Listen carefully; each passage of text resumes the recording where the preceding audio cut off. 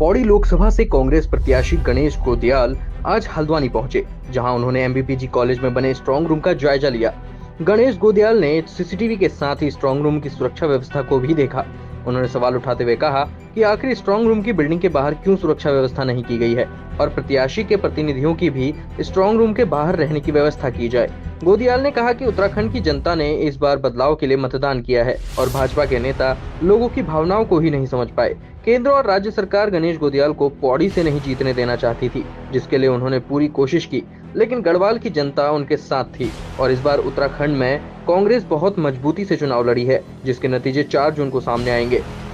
मैं ये महसूस करता हूँ कि ठीक है। मैंने अभी कुछ दिन पहले, आपको याद होगा कि मैंने चुनाव आयोग में जाकर इस बात की शिकायत की थी कि बिल्डिंगों की सुरक्षा बाहर से की जानी चाहिए। मैं आज भी इस बात को कहना चाहता हूँ कि बिल्डिंगों की सुरक्षा बाहर से की जानी चाहिए और अगर अंदर उनका कहना था कि भाई एक्ट में है कि अंदर गैलरी में रह के सुरक्षा होगी, तो फिर वहाँ पर जितने भी कैंडिडेट हैं उन कैंडिडेटों के प्रतिनिधियों को भी फिर वहाँ पर रहने की वो व्यवस्था होनी चाहिए। बहरहाल यहाँ पर तो मुझे ऐसा लगता है कि प्रशासन चुस्त दुरुस्त है और यहाँ पर ये बाहर से खुला भी है, क्योंकि बाहर से दिख रहा है तो यहाँ पर उतना मुझे ऐसा कोई बात नज़र नहीं आती। पर जहाँ पर बिल्डिंग पूरी तरह बंद है और हमारे कैंडिडेटों के जो एजेंट्स हैं उनकी नज़र उस बिल्डिंग के अंदर पड़ी नहीं रही, वहाँ सुरक्षा एजेंसियाँ हैं, वहाँ थोड़ा ये होता है कि भाई एक्सेस हमें वहाँ तक मिलनी चाहिए। सर, माहौल किस तरह से देख रहे हैं? आपने बहुत मजबूती से चुनाव लड़ा है।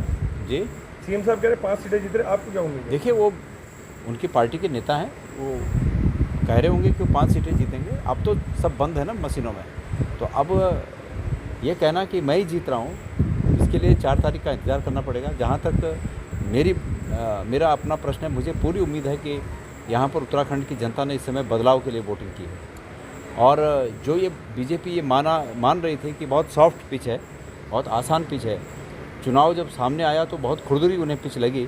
तो वो इस बात का प्रमाण है कि लोगों की भावना को बीजेपी के नेता समझ नहीं पाए।